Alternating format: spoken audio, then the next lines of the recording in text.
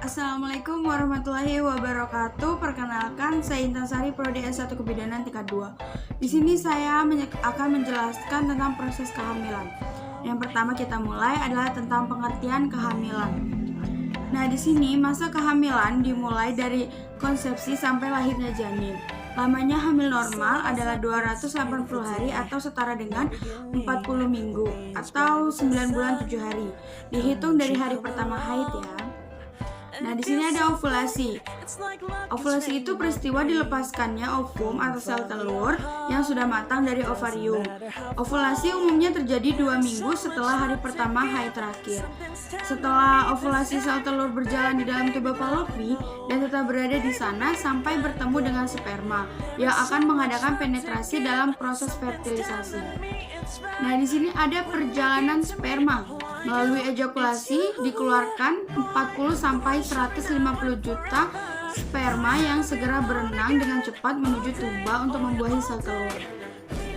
Dengan berenang secara cepat, sperma dapat mencapai telur dalam waktu 30 menit saja. Nah, sperma dapat bertahan hidup selama 48 sampai 72 jam.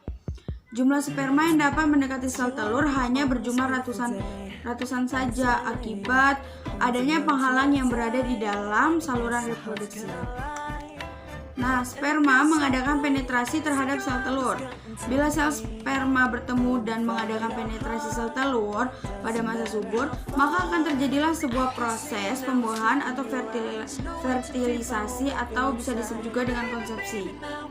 Proses pembuahan terjadi di dalam tuba Fallopi, umumnya di daerah ampula atau infundibulum. Proses fertilisasi memerlukan waktu sekitar 24 jam saja ya. Nah, di sini ada fertilisasi. Ovum yang dilepaskan saat ovulasi dikelilingi oleh zona pellucida yang di luarnya ada sel yang membentuk corona radiata. Setelah terjadi pembuahan, zona pellucida mengalami perubahan sehingga tidak dapat ditembus oleh sperma yang lain. Nah, di sini ada pembelahan sel.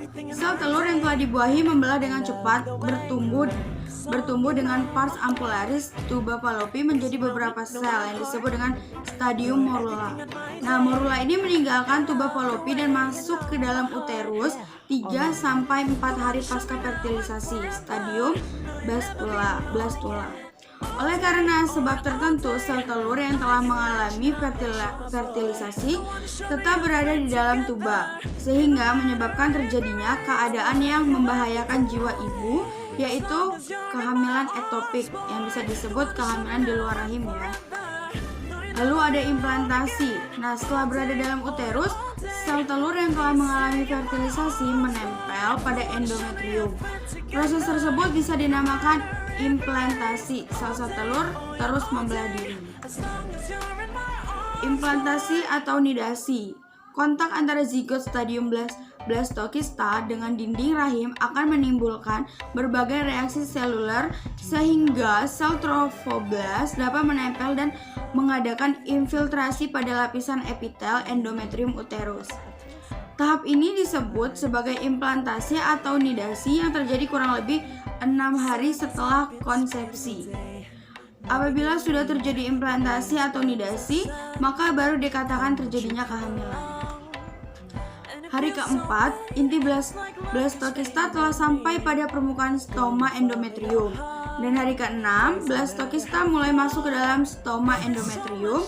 Hari ke-10, blastokista telah terbenam seluruhnya ke dalam stroma endometrium, sehingga tahap implantasi atau nidasi berakhir. Dan selaput janin terdiri atas korion, amnion, kantung kuning telur, dan allantois. Bagian korion fili tetap berkembang yang kelak akan menjadi plasenta. Plasenta selain terdiri dari komponen janin juga terdiri dari komponen maternal yang disebut decidua basalis. Nah, itu saja yang dapat saya jelaskan tentang proses kehamilan. Jika ada kekurangan saya mohon maaf. Dan saya Intan Sari, saya akhiri. Wassalamualaikum warahmatullahi wabarakatuh.